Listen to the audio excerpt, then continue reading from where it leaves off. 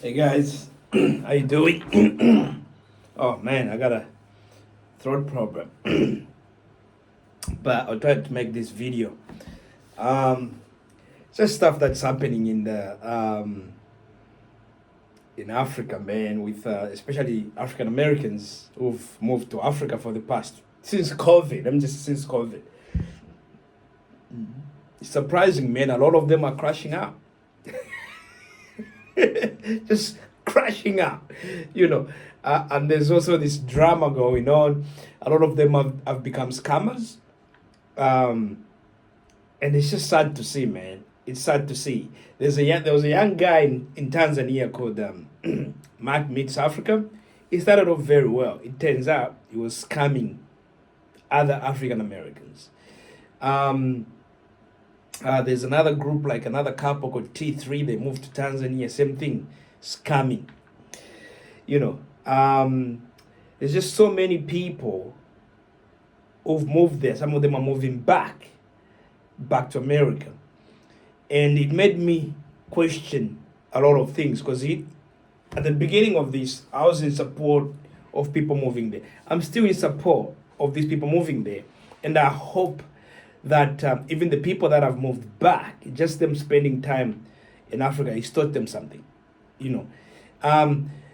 But I made a video about 4 years ago. I was gonna put a clip of that video here. Hopefully, but I'll put it I'll put it below just so you can have a look at it. Even back then, I was telling people like, this is how you move. First of all, have money. You gotta need to have money. You're not going to Africa to find a job, so you gotta have money. And this is the mistake people think. Some people have never even left America before, so you believe how you live in America is how everyone lives around the world. It's not.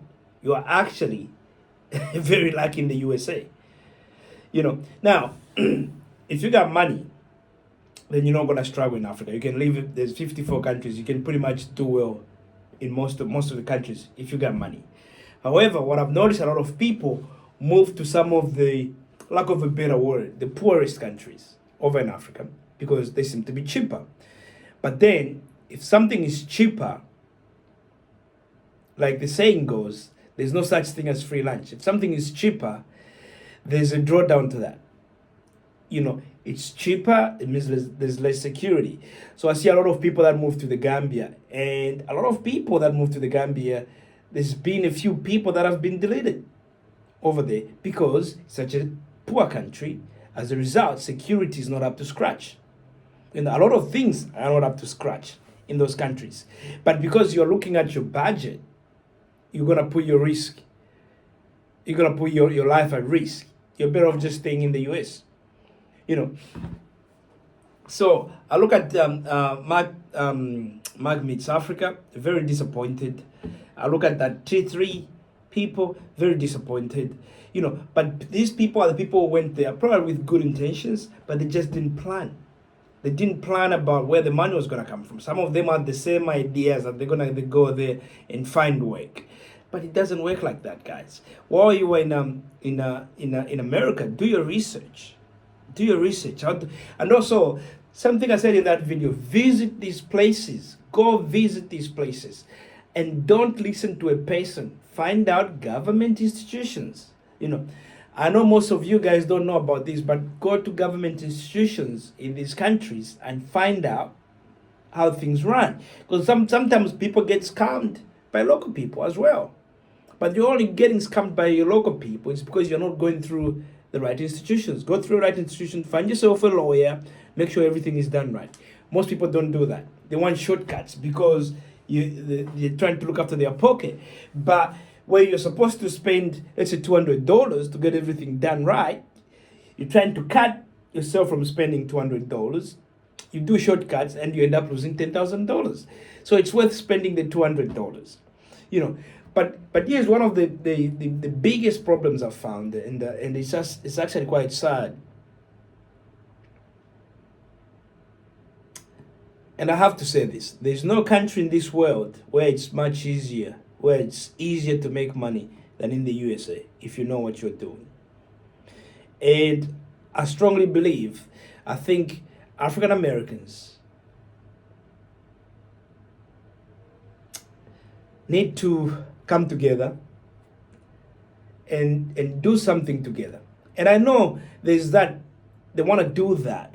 But what happens is that every time they try to do that, there's a thing with Jim Morrison, not a long time ago, a few years ago. He was able to raise $10 million, but it didn't succeed. Now, imagine if Jim Morrison was one of those J people, if you know, you know, and the business becomes successful. And all the people that retained his money, he 10x's their money, 10 million to 100 million. Because that's how these J people could have done it. But Jim Morrison couldn't do it. He lost people. I don't even think people have even gotten their money. You know, that's the sad part about trying to do business within the black community. And that's just across the board. You know, because I tell you what, there's people that are coming to the USA. I didn't even realize this. I looked at the tech. There's a lot of people from India who are running tech in the USA. You know, so many companies that even Asians that start up their own business, put it together, and they're running it. They're getting contracts from the government, and they're running successful businesses. Cloudflare, you name it, Poet, you name it. Most of these companies are run by these people who've come in recently from India, from countries in Asia, and they're successfully running their businesses. Now, the problem we have, we focus so much on, the government. We focus so much on racism that it occupies 100% of our brain. We don't think any other way. But look at this. There's people in basketball right now. Some of these guys are worth half a billion dollars. Some of them at least $200 million. What's stopping you, if you want to start a business, from going to these people to help you successfully run a business, if you are a business person? Because this is how other people are doing it. Black people, we always get out organized, and that's how you lose. Because you look at the thing that's happening in Africa. Actually, it's a good example. We are so, especially for African Americans, this beefing things is like ingrained, where you always want to beef with each other, you know. But when you are always trying to beef with each other, you're never going to produce anything, because no one does anything successfully by themselves. You need other people. You know, so even the people who went to Africa, if you look at them today, they'll have like a meetup, which is good, and then a second meetup, and then after that, no more meetups. It's done, because someone said something, and someone said something, and they didn't like this person, they didn't like that person, and that's done. That is a sort of mindset that's not going to take us anywhere. It's proven that it doesn't lead anywhere. And what's happening is that all these other groups are coming to the US. They're getting government funding, government contracts, and they're running successful businesses. And guess what? That money is going back into their communities. So what's going to happen is that you're going to have these communities that are going to be going up and up and up, and your community is going further down through the floor. And we're just going to be complaining, they. I actually don't even believe there's racism in this world. I just don't. It used to be there. I don't think it's there anymore. I think there's more meritocracy. And someone can say, I was listening to someone who is a lawyer, an African American lawyer, and he go into the court, and the judge there, I think they laughed at him because obviously being black as a lawyer. And he kind of struggled with it. There's something that went on there where they said, so who is the lawyer? He said, I'm the lawyer. And they started kind of laughing at him, right? The thing is, you're the lawyer and you're the client. So who cares what the judge says? You focus on just delivering your job. You know, sometimes we focus so much on this and it affects the rest of our lives. We need to detach from that. I think in going forward, it's about what you can do, and not about what access they're giving you. You're not going to get everything. Let's just put it that way. You're not going to get everything. You're not going to get even anything you want. But what you should be doing is to force yourself to use whatever you get access to and multiply it. And once we start doing that, then we're going to be very successful. But most importantly, actually, within the community, we have to organize. It's not just the church. The church is the most useless thing you can ever believe in, because only poor people want to believe in a deity, in a God. I'm just gonna be real with you. Only poor people want to believe in a God because they are poor. So they want to believe in some higher power to help them out. Only poor people and weak people. If you are weak people, like we have in Africa where we don't have an army, like a strong army and the strong countries and all that stuff, it's so like most of those countries are just weak. Then you're gonna have a lot of people believing in a higher power so it can help them. That's the only point. That's the only reason why people do all this stuff. It's so in the head. It's certain things, religion especially, it is designed for weak people. And we can have all these churches and all that stuff. What is it that they're teaching at these churches? They're not teaching you about how to make money. They're not doing that. They're teaching you about how you're going to live in another life. Like when you die, you're going to... No. And then you accept poverty on this earth. That's not right. What if... I think, in my view, every church should be telling its congregation to create heaven here. So make sure that before you go, you create heaven. We definitely need to do a few things. I think we need to start working more together, a lot more. Because I tell you what, it's not just African Americans. I think it's just the black population is going to be in real trouble. In real trouble. Because look at what's happening in Asia. In Asia, they're really developing. There's a few countries there you can see that are world class. You got Taiwan, South Korea. You got even countries like the Philippines and Thailand. They are coming up. You got China, you got Japan. What do we have in Africa? Not even South Africa. The only countries that are actually trying to do something these days, it's all North African countries.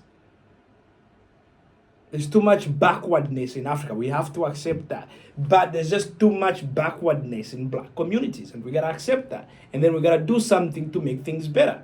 And one of those things is about trying to make sure beefing stops and we promote working together. Let us also promote investing together rather than just, and let's make sure that if you are given, like you're given an opportunity to present your community and you end up stealing from them, you gotta pay the consequences, guys. So unfortunately, I see a lot of people leaving, and there's a lot of beef going on, a lot of all this just weird crap, a lot of scamming. Guys, if you're an African American, Africa is actually a good place.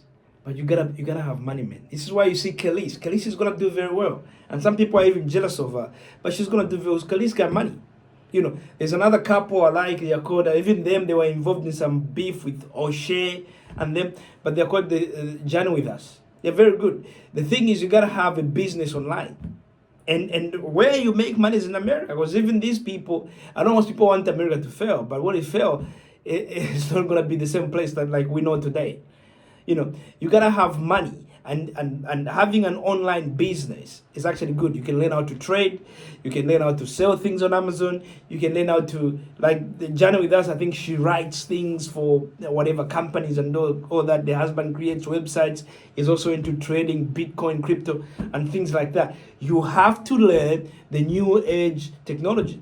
I mean economy. For you to survive. If you don't have that, you're going to be out there scamming people and causing beef for no reason because you're desperate. Okay? I just thought I'd bring that up. And hopefully, those who are listening, before you leave America, make sure you have a business that can look after you.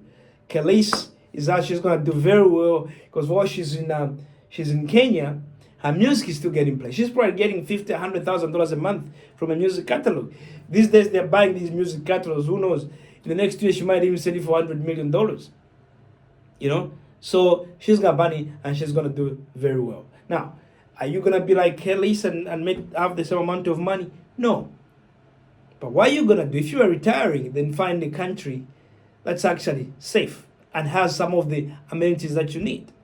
If you are trying to do business, visit a few countries and then pick one. Do some research, visit government offices. Don't just talk to the people. Visit government offices. They'll tell you what's out there, and they'll tell you what some of these governments have agreements with countries. Like, let's say they have an agreement with China to sell blueberries, and they're not even meeting the amount of blueberries that China needs. So you may go there and start farming blueberries.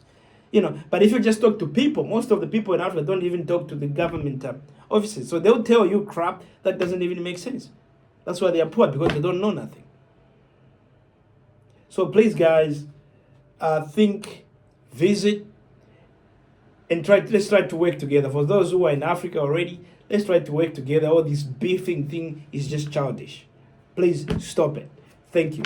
And please subscribe and press that notification button. Goodbye.